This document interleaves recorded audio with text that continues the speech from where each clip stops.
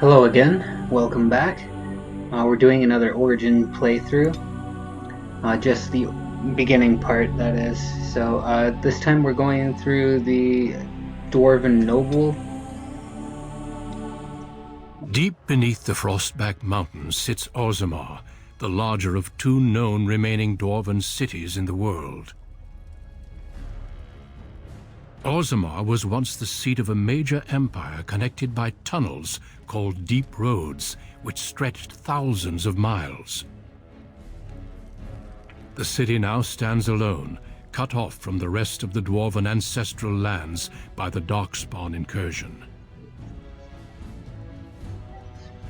Secure in Orzammar's impregnable construction, the Dwarven Noble houses continue their centuries-old power struggles.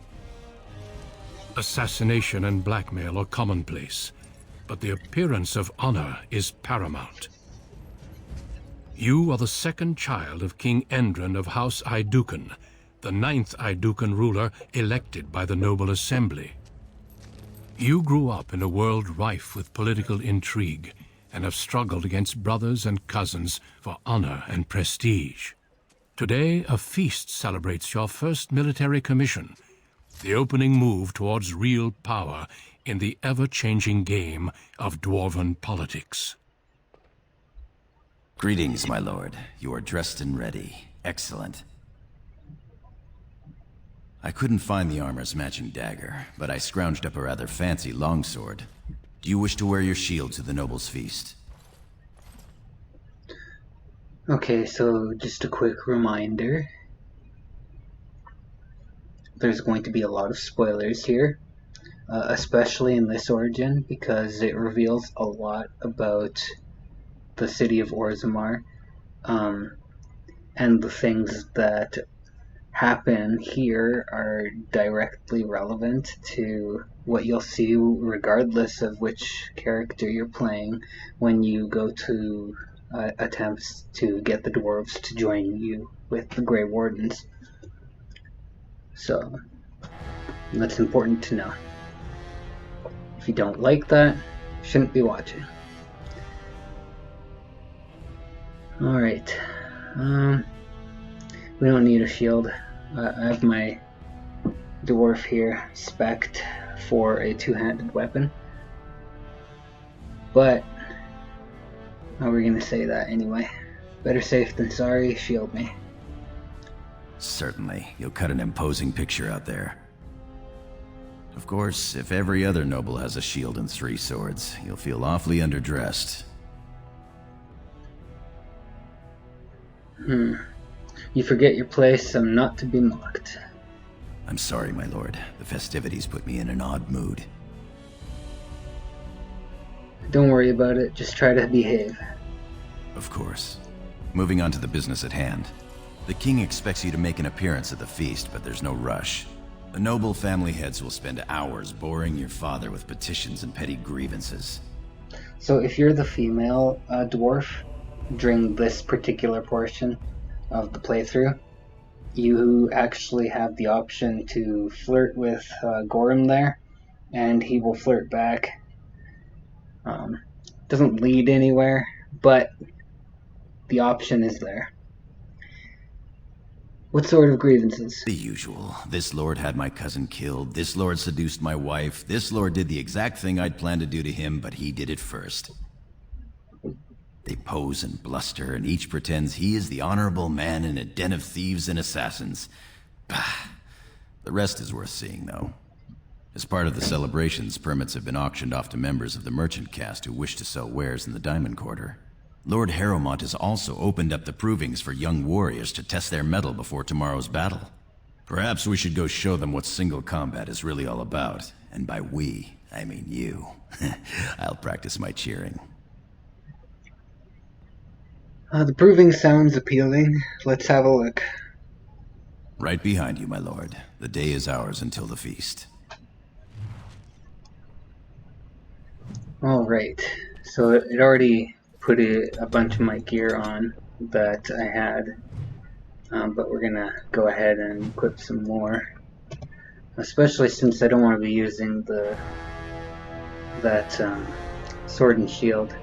I guess I don't have a two-hander yet though, so I'll have to hold off a bit until I find something. That's unfortunate. Yeah, I don't have any two-handers. I just have that book. Book is still useful though. So while you're going around in this origin, you want to make sure that you run around and actually As you wish. check all of the things that are around the room for lore, things like this, because they will not be available as lore when you come back to the city later in the game. On it. Although you will be able to enter the same room, oddly enough.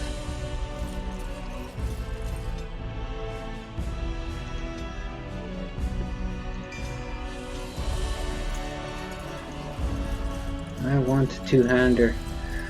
It doesn't really matter. Okay, so we're in the palace at the moment.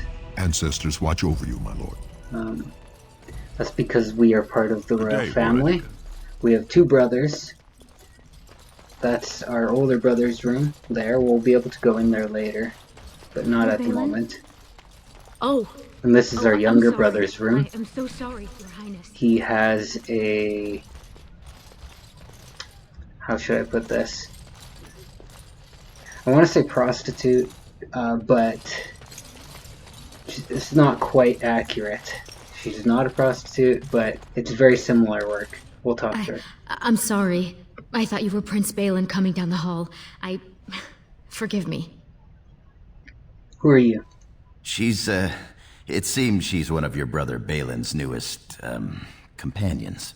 Prince Balin is attending the feast being held in Lord Iduken's honor. Yes, of course. It was presumptuous of me to think that he would return to... I am sorry. I will show myself out, with your leave, my lord.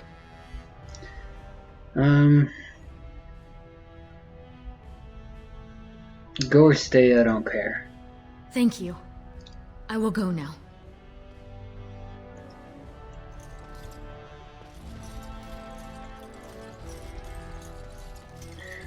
So, that actually leads me to another topic. There's going to be a woman that you can talk to as the male dwarf, who has the same profession as the woman that we just saw. And when you talk to her, it'll give you a few options. You'll have the option to sleep with her, and if you do sleep with her, then you'll find out later in the game that she had a son because of that engagement. So it brings on a whole new element to the game I am proud to serve the Idukans. that you will not get if No you're sign of playing trouble. the female character. And there's no possible chance for your female character, like on any of the playthroughs, to ever get pregnant.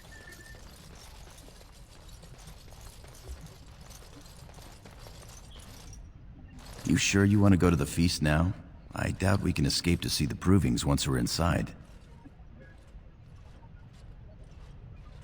You're right, let's go to the I provings can't first. wait to see who's fighting today. So once we go to the provings, you'll see what it is. It's better just to show you, I guess. Yeah. So the Dwarven City is actually split up into three different parts, or three major parts at least.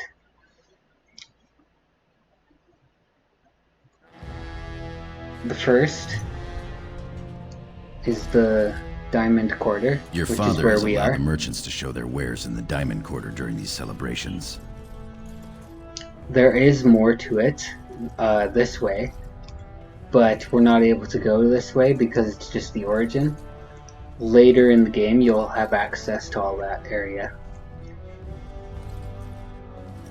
In there, the big building here is the assembly. That's where like the politicians make their decisions on behalf of the rest of the dwarves. And the politicians are like a higher class than most people. And then if you go further down that way, there's another building that's called the Shaperit. And the Shaperit, they, other than the king probably, or even even possibly above the king. Their position is highly, highly regarded, and people are not supposed to question any of the people who have the title Shaper or Shaperate. So what their role is basically to ensure that all historical records are kept documented and recorded, and they store them and organize them in a big building over there. I'm sure we can work this out reasonably. It's in the records. There's nothing I can do. Alright, we're gonna talk with these guys. Please, Master Volney. My work is accredited by the Shaper. These books are lies written by the enemies of House Volney. I write only what I find in the ancient records. Lord Iduken, you can vouch for my work, can't you? Your father loved my History of Iduken, Paragon King, Peacemaker. Gorham, does this scholar truly have my father's favor? The king, as well as several other lords, are quite fond of his work. He writes of the ancient paragons. This worm has written a book that slanders my house. That's a serious charge. He deserves to die for what he has written of Paragon Volney. So you'll find that the dwarves take their rank very, very seriously. It's a caste system, essentially. I forget which caste this gentleman here belongs to, but essentially, whatever the scholar has written has insulted him, and he thinks that it'll bring shame to his entire family, and that, just in and of itself, slandering someone's house can be considered a very bad thing, if it's proven, at least, or if anyone cares, because there are ways to get around that sort of thing. Tell me what it says, scholar. My work tells the stories of all those raised to paragons in the last 500 years. When the Assembly names a paragon, that man or woman is then, by definition, everything one can aspire to be in the world. They form their own noble houses and are revered as living ancestors. But paragons start off as men. Volney was more than a man. So paragons are very important in this culture. They are above everyone else in the entire society. No one is allowed to question a paragon. Whatever a paragon says is worshipped as though it's what a god would say. And the dwarves, for the most part, at least the ones in the city of Orzammar and who live underground still, don't worship any gods. Instead, they worship the caste system and something they call the stone. The stone is basically, well, it's rock. So everything around them is made out of rock. They live inside of rock. They value the rock deeply, but they do not consider it a god. They just revere it. And they believe that the dwarves are basically of the stone, so like they are directly related to rock, I suppose. That might be the best way to put it. Which might not make sense on a biological standpoint, but there it is, regardless. And so when they die, the best thing for them to do is return the body to the stone. So it's never actually shown in practice, but it could be interpreted a number of ways. It could mean burying the corpse. It could just mean throwing the corpse into the deep roads. The deep roads are basically a network of tunnels that are all over Thedas, which is the world of the Dragon Age area. And yeah, the tunnels are vast and numerous, and they spread all over the place, and they were, for the most part, built by the dwarves. However, the Dwarven kingdom or society, whatever it used to be, it's no longer anywhere near as powerful as it once was, and it's been reduced to only 2 cities, the one we're currently in, and another one that we've never seen, and you won't get to see either in any of the games, at least this far. We just hear about it on occasion. Outside of that, you do get to visit like ancient cities where dwarves used to live but no longer live. So like thousands of years ago or hundreds of years ago, etc. Now, all of the families, particularly the revered families, the ones who are considered nobles or warriors, anyone above the peasants, essentially, they all of their families are named after a paragon. And that's why, or part of the reason why it's an insult to bring dishonor to any one house or any one family, rather. So we're going to ask about the paragon Aeducan. What was Aeducan like before he was a paragon? Aeducan was much loved, but he was still a man. He was plagued by melancholy, and his fervor regarding Orzammar's safety bordered on obsession. When Aeducan was proposed as a paragon, only one lord in the assembly objected. The others savagely hacked him to death. Aeducan's motion passed without a single dissenting vote. Unlike Volney, is that what you mean, old man? Volney became a paragon by the narrowest margin in history. 1 vote. A vote mired in rumors of intimidation, intrigue, and outright bribery. The records of that vote are kept in the Shaperate and are a matter of fact. Not liking history doesn't make it any less true. And the scholar is absolutely right. So we're going to go with that. However, it's perfectly within Dwarven culture to say true or false the Paragon's reputation must be protected, because they do revere the Paragons, and often to an absurd degree. Like I mentioned before, they're the closest thing that the dwarves have to gods, essentially. Unless you count the stone, I suppose.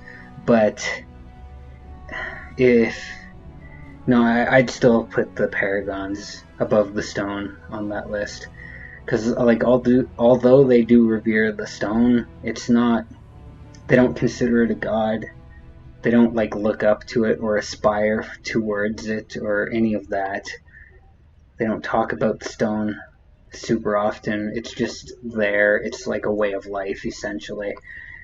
And part of the stone thing is constantly living underground. And it's said that if you ever go to the surface, you're not a true dwarf anymore.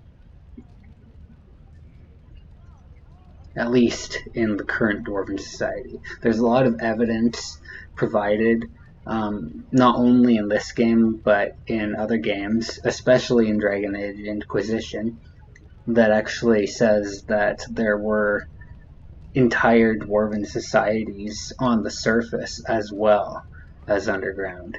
So at one point in the past, not only was there vast network of tunnels and basically a giant kingdom of dwarves underground, there was also dwarves on the surface and many kingdoms up there. So it's quite intriguing. The scholar is right. You're taking his side? What if he published a book like this about your paragon Aeducan? The truth is more important than your pride. You would not say so if it was your house, but I shall respect your wishes. For now. Excuse me, Your Highness. That fool has no idea how weak his house is or how low he sits in it. Shall I have him killed, my lord? What do you think, scholar? Well, historically, it has been prudent to eliminate a small threat before it becomes larger. Hear that, Gorham? do the prudent thing. How do you want it done? Publicly. Make sure everyone knows why. Understood. You've shown yourself more daring and aggressive today than most believed of you. Someday I hope to write of the great exploits you are sure to perform. Word has been sent. He won't live past the hour. You've shown House Iduken a friend to research, history, and the glory of our people. So, oddly enough, I've never actually had Volney killed and then played through the rest of the game to see if he's still in this, to see if that like actually affects the game later on.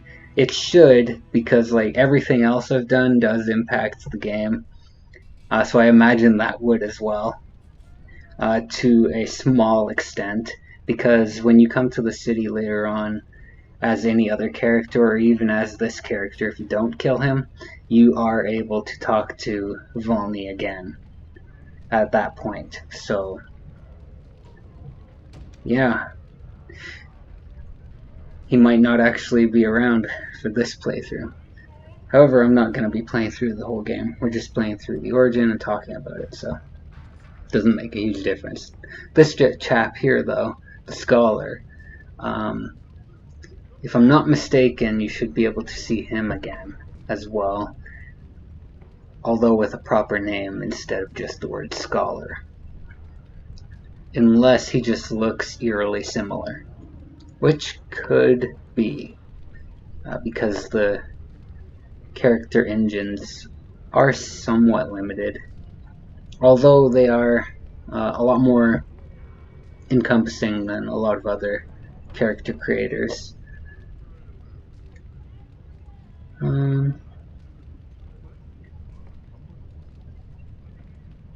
Carry on with your work, scholar. Of course.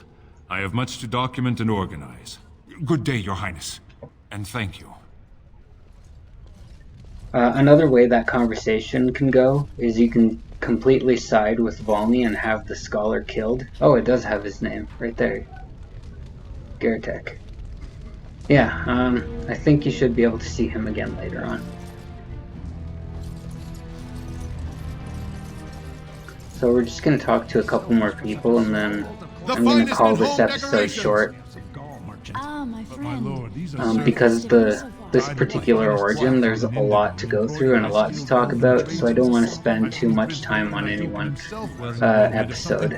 So it might be a 3-part So I pay your episode. exorbitant price, only to end up looking like a poor imitation of Prince Balin. You'll get no coin from me. But that's not what I meant, my lord. My lord!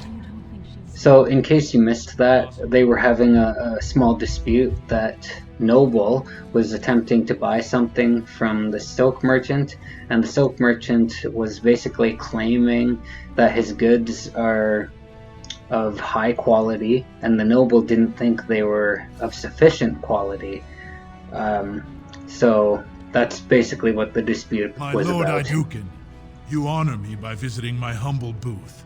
May I show you my wares? Not yet. You have something I might want? Not for a mighty warrior such as yourself, my lord, but perhaps a lady friend. I forget myself. I'll be silent. This looks to be mostly fabrics from the human lands. These merchants form alliances with those who have abandoned our ways to live on the surface. So there's an interesting topic. He does say the fabrics are from the human lands, but that does not necessarily mean that this merchant was from the surface. Although he could be from the surface. As you'll find out later in the game, some merchants are from the surface. They come from the surface and are given special privilege to enter the city of Orzammar to trade specifically. They need to have permission from the assembly, essentially, to get in the city. So if they have that special permission, they're granted access to the city and they can sell their wares, sell their goods, etc. However, that doesn't necessarily have to be the case. Many of the merchants also get their goods smuggled in. So there's a lot of thief guilds, essentially. One of them, or the most notorious, is called the Carta. and it's like a big gang, vast network of dwarves that are casteless, so they don't have a caste. Essentially, they're the lowest of the low. At least that's how they're regarded in Dwarven society, but they seem to get by fine anyway. And they have their network both inside Orzammar and on the surface, and some particular groups within the Carta smuggle goods from the surface into Orzammar, and vice versa, from Orzammar out to the surface. One of the things that they happen to smuggle is something called lyrium. Now, lyrium, you'll know what it is just from doing the mage origin. But other than that, it's basically a valuable stone, or at least that's what we know about it so far. Now, in Dragon Age Inquisition, we get a better understanding of what lyrium is. But for the time being, in this game, it is a stone that basically amplifies magical powers.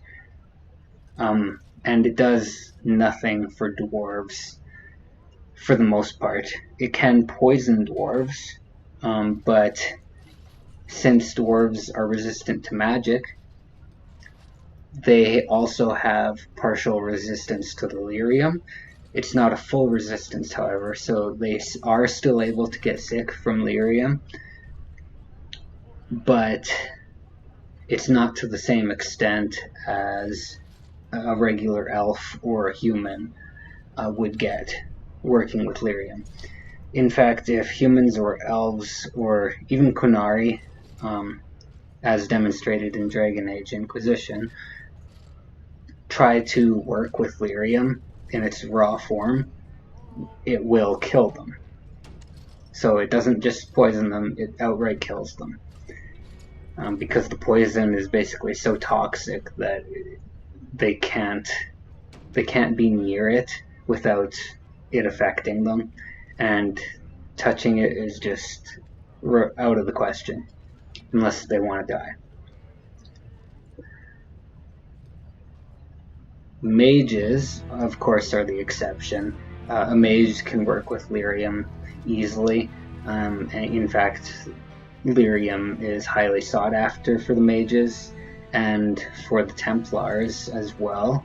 The Templars end up using lyrium mixed with some other things. They basically create like an elixir that they use as sustenance for themselves, and a lot of the Templars become addicted to the stuff. If it goes unchecked, it poisons their mind over time. So there's like a strict regiment around it, and a lot of discipline and training that go into it. And if you play and talk to specific people in Dragon Age Inquisition, you find out that even Templars are not necessarily immune to it. Like, a lot of Templars are just not cut out for even being able to go through the process necessary to be able to use delirium effectively. It takes such a substantial amount of discipline that a lot of people who try to become Templars fail and are removed from their position before they even are granted the title. So, how many of our people are on the surface? According to the scholars, more than 500. Does it matter? The surfacers are lost to us. Perhaps we should get going. Now, you can talk to him again to ask some of the questions that you would have missed out on, or to buy goods, and we'll do that. My lord has returned. Is there something here that interests you? Oh, I guess you can't ask the questions again. Oh well. Perhaps, let me see. Please, look as you will. So he basically just sells a bunch of noble clothing and gems. So nothing that interests us at the moment. Although we can sell him some stuff, which can be useful. Now, the reason I have no qualms about selling any of this is because we're not going to end up using any of it anyway. So there's no sense in keeping it, and it's a lot of gold to be had, which is quite awesome. Gold is good. Now we should be able to buy anything that we want, although since we're still in the Origin, I highly doubt I'll find anything that's worth purchasing. I think that's enough for this episode. We'll continue on through the Diamond Quarter next time. If you liked the video, then go ahead and put a like on it, subscribe, and I'll see you next time.